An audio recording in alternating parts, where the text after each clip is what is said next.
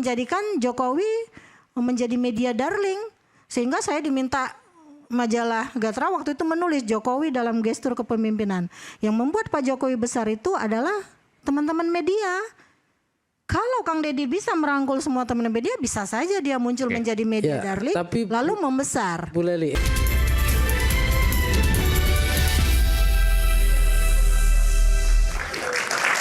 Balik di Rakyat Bersuara, saya ke Bung Nyarwi dulu. Bung Nyarwi, Anda setuju tadi ke Bunda Leli juga, bahwa sekarang kita dihadapkan atau disajikan bukan lagi panggung Indonesia secara umum, tapi justru panggung Jawa Barat. Belum selesai dengan Deddy Mulyadi yang banyak dikritik, tapi juga banyak dipuji gitu ya. Lalu kemudian ada Ridwan Kamil. Bahkan ada yang mengatakan bahwa panggung Jakarta beralih ke panggung Jawa Barat. Kalau kita bicara soal ke depan, jangan-jangan kemudian saingan politik terberat ada di Jawa Barat. Anda punya pendapat soal ini? Ya, itu masuk akal Bung Aiman. Pertama, jumlah pemilih, ingat ya, jumlah penduduk Indonesia paling besar. Paling besar Jawa Barat. Pemilih itu mau Pilpres mau Pileg paling banyak Jawa Barat. Ya, jumlah caleg DPR RI paling banyak juga Jawa Barat. Ya, dan kita tahu, saya kira ya, Jawa Barat ini juga banyak tokoh potensial. Ya, banyak tokoh yang kemudian punya keunikan atau punya daya tarik. Ya, memang tentu saja banyak ini yang populer. Masih ingat nggak? Saya kira banyak selebriti, banyak tokoh ya politik. Dulu ada Kang Deddy Mizwar, ya kan. Kemudian ini nggak tahu namanya kok Deddy banyak ya. Sekarang Kang Deddy Mulyadi KDM gitu ya. Sebelumnya Ridwan Kamil juga sangat populer ya. Bahkan sempat masuk bursa ya, walaupun tidak masuk dalam. Ya sekarang juga makin populer kan? Iya, maksud saya masuk bursa Pilpres. Kan sempat kan dalam bursa Pilpres walaupun tidak jadi ya. Akhirnya Pilgub Jakarta kan gitu. Nah, malah tidak beruntung kan gitu. Sudah tidak beruntung, udah jatuh ketimpa tangga sekarang. Tangganya banyak sekali ya saya lihat. Ya dari apa yang kasus ini yang kita bahas gitu ya sampai yang juga banyak hal lah yang dibicarakan banyak orang. Tapi saya mau mengatakan bahwa tentu publik itu cari tokoh, cari figur. Masyarakat juga cari role model. Dan kebetulan saya lihat ya, ini salah satunya KDM ya, Kang Deddy. Itu kan walaupun tentu kontroversial, tapi banyak gebrakannya inovatif juga. Kontroversial? Iya dong. Deddy Mulyadi di mana kontroversial? Ya, misalnya pembongkaran yang apa itu? Itu Puncak. kan, iya puncak itu. Itu kan ada yang bilang ini sudah benar dilakukan. Kenapa? Karena ada banjir, ada ini dan seterusnya. Tapi kan ada yang mengatakan, oh ini jangan-jangan untuk menghabisi Ridwan Kamil juga, kan gitu kan? Oh untuk untuk memojokkan Ridwan Kamil. Ya. Okay. Belum lagi ketika jadi Bupati Purwakarta itu kan juga ada misalnya melarang bertamu, bisa kita lihat jejaknya. Yang sekarang terbaru adalah melarang sumbangan di jalan termasuk di jalanan masjid. Seperti itu kan pasti padahal itu ada dan budaya yang dianggap juga sudah mapan ya, itu sama dia dilarang karena misalnya harus ditertibkan. Nah, hal yang seperti ini saya kira bentuk-bentuk inovasi kita tentu para pimpinan kepala daerah kayak Kang Deddy Mulyadi ini saya kira pasti akan terus. Tapi revolusioner meskipun pro dan kontra wajar. Ya di mana-mana akan seperti itu ya, yang yang inovatif pasti akan mendapatkan tantangan. Ingat nggak dulu Jakarta ada Ahok kan, Basuki Cahayapurnama, tidak kalah kontroversial juga ya, bahkan dengan kontroversinya tentu ada sangat penggemarnya juga ada haternya kan, orang-orang yang tidak suka. Nah ini otomatis. Nah tetapi pertanyaan saya Bung Aiman ya, kalau bahwa Jawa Barat itu akan menjadi panggung perhatian, itu menurut saya penting. Kita terus lihat ya. Soalnya, mohon maaf. Ya. Okay. Kenapa? Biasanya Jawa ini kan ada beberapa yang kemarin kita simak ya. Calon dalam bursa Pilpres, 1 Jawa Tengah, 2 Jakarta, 3 Jawa Barat. Yang berhasil masuk kan mana? Jakarta sama Jawa Tengah kan. Ada Anies, ada Mas Ganjar kan gitu. Nah, pertanyaan berikutnya, ini provinsi besar semua loh. Tentu akan sejauh mana figur di Jawa Barat ini menjadi panggung penting, itu bukan hanya Jakarta saja. Apakah tokoh figur Jakarta seperti Mas Pram ya dan Bang Dul itu terus-menerus menjadi daya tarik? Kalau itu mampu lebih melampaui, bisa jadi masih dianggap panggung penting. Tetapi kalau misalnya tenggelam gitu ya, yang dominan misalnya yang model-model leadership Jawa Barat. Seperti apa? Antara Jakarta dan Jawa Barat misalnya? Ya, yang di atas angin masih Kang Deddy Mulyadi kan. Kalau ukurannya di medsos loh ya. Anda setuju Mbak Leli, Prof Leli? Ya, kalau kita melihat tentang Jakarta ya Kang Keban, Jawa Barat 50 juta jumlah penduduknya, Jawa Timur 40, Jawa Tengah 30, Jakarta cuma 10 juta. Jadi jauh perbandingannya. Tapi dulu menjadi penentu Jakarta. Ya, menjadi magnet dan dianggap sebagai barometer pilpresnya Indonesia itu ya Jakarta. Siapa yang bisa menjadi gubernur Jakarta, kemudian punya potensi untuk menjadi presiden. Itu 10 tahun lalu misalnya? 10 tahun yang lalu. Iya, saat ini? Nah saat ini mungkin karena tipologi Mas Pram ini memang tipologi orang yang diem gitu loh. Jadi beliau tidak terlalu beria, bahkan beliau memulai dari 0% di Jakarta itu kan.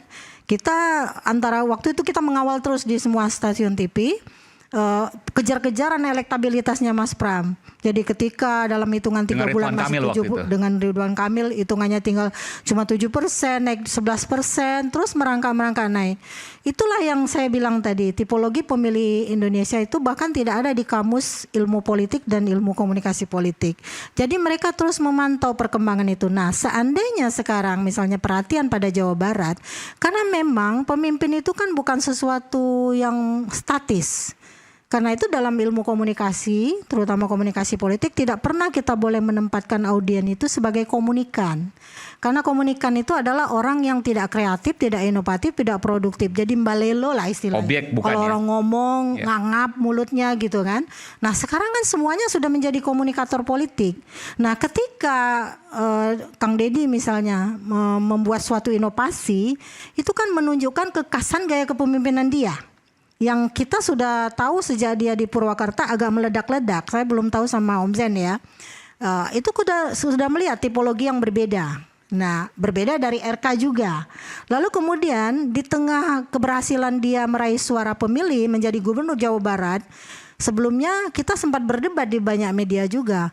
Kenapa Ridwan Kamil naik ke Jakarta? Pergi ke Jakarta, padahal dia Jawa Barat banget waktu itu kan. Jadi seperti dia direkayasa juga untuk masuk ke sini, pada akhirnya tumbang juga gitu kan. Perdebatan itu tidak pernah selesai sampai akhirnya memang Ridwan Kamil seperti terbungkus. Lalu dibungkus lagi dengan kasus lain.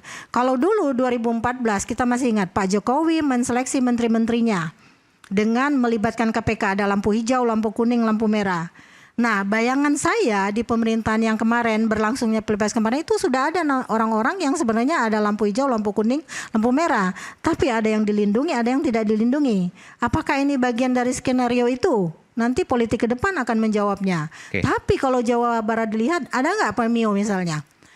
Kita itu untuk jadi presiden belum bisa menyaingi orang Jawa. Ini benar nggak? Selama ini kan jadi asumsinya adalah yang bisa jadi presiden hanya orang Jawa. Padahal yang Jawa Barat itu ya Jawa Barat, Jawa juga gitu kan. Praktiknya kita tidak tahu. Seperti apa? Kita tidak tahu. Tapi ibaratnya kalau partai politik yang sekarang menaungi Kang Deddy itu bisa menjadi sebuah sistem manajerial, dia terus bersinar. Orang tidak perlu tahu sebenarnya dia berasal dari partai politik mana. Lalu kemudian ketika dia berbuat yang bagus untuk masyarakat, mengutamakan Sam culture dan girl culture itu, maka otomatis orang akan menilai, wah ini calon pemimpin yang bagus. Dan 2029 tidak pernah tahu Mas Pram bisa jadi gubernur, dan kita tidak pernah tahu juga dulu Pak Jokowi mau jadi presiden. Ya, itu tugasnya Kang Aiman dan teman-teman juga menjadikan Jokowi menjadi media darling, sehingga saya diminta majalah Gatra waktu itu menulis Jokowi dalam gestur kepemimpinan. Yang membuat Pak Jokowi besar itu adalah teman-teman media. Kalau Kang Deddy bisa merangkul semua teman media, bisa saja dia muncul menjadi media darling, tapi lalu membesar. Bu Leli, era medianya kan bergeser. Sekarang kan media sosial. Kalau media sosial tentu algoritmanya itu ada di user, di pemilih, di masyarakat. Jadi semakin dia punya daya magnetik, semakin dia dianggap atraktif dan juga punya pesona positif ya. Nah, makanya itu medsosnya baru dikelola. powernya makin menguat di sana. Benar, medsosnya dikelola. Ya, jadi di situ. Kan politik itu adalah tentang influence dan influencer. Pengaruh mempengaruhi. Tapi jadi, saya tertarik soal budaya ya, Bung Aiman. Memang selama ini gitu ya, ada semacam common sense ya yang mengatakan presiden di Indonesia itu harus mengadaptasi atau paling stylenya Jawa. Anda setuju dengan itu? Pak Prabowo sendiri yang bukan 100% Jawa, separuhnya Minahasa, itu kan gaya budaya Jawanya, stylenya masih kelihatan kental. Nah, ini bukan masalah dia itu asli Jawa, tidak menurut saya. Tapi adaptasi terhadap, kenapa? Karena begini, ini masuk akal. Persentase pemilih kalau kita dilihat di beberapa data survei, itu pemilih secara demografi kita itu mayoritas masih 55. Jadi bukan asli dia Jawa, tetapi dia bisa mengadaptasi atau dia berperilaku seperti dan orang diterima. Jawa. Betul, punya sense. Karena ini faktor bisa mayoritas pemilih. Yang kedua, jangan lupa, dulu kita lama dipimpin Pak Harto. Dan Pak Harto itu luar biasa menanamkan gaya budaya Jawa dalam birokrasi, dalam keseharian. Dan ini yang saya kira. Tapi kalau bicara Deddy Mulyadi kan secara tindakan bukan Jawani, kan beda ya? Ya, tapi ingat Kang Deddy ini mengadvokasi adat, mengadvokasi hal-hal yang berbau budaya lokal. Saya kira ini potensi juga. Parayangan. Oke, silakan. Gini ya, saya coba membandingkan tadi Mas Pram dengan Kang KDM ya. Ya ini nggak apple to apple menurut saya. Karena gini, satu, kalau kita ngelihat background dari KDM, Kang Deddy Mulyadi, beliau ini sudah 20 tahun berkiprah di dunia politik dan sangat transparansi sekali. Beliau sudah pernah menjadi anggota DPRD. Satu periode, seperti itu ya, kurang lebih. Wakil Bupati Purwakarta 2 periode. Jadi dia ini sudah pengalaman di Jawa Barat dan sudah tahu peta dan permasalahan Jawa Barat. Jadi itu yang sering saya katakan, sudah pernah katakan Bang tadi, ini gubernur yang udah siap pakai. Jadi dia ini udah tahu, udah mapping semua, dan beliau latar belakangnya kan memang orang petani nih. Jadi yang sebagian besar demografi daripada masyarakat Jawa Barat itu ada masyarakat miskin pedesaan yang itu memang beresonansi dengan hati nurani beliau. Jadi dia tahu persis masalah itu. Ini yang beda dengan Mas Pram. Mas Pram ini adalah mantan Seskap. Ujuk-ujuk tahu-tahu karena situasi kondisi politik dia tapi dia anggota DPR. Oke, enggak, sorry. Saya teruskan dulu. Di tanda kutip dipaksakan untuk maju men-challenge Ridwan Kamil. Tentunya dia perlu proses untuk belajar. Dia perlu proses untuk belajar itu. Tidak tanda kutip saya bisa katakan dia tidak langsung bisa siap pakai. Dia harus belajar dulu. Itu jadi startnya udah nggak bareng. Bukan berarti saya mengatakan Mas Trump tidak baik, tidak seperti itu.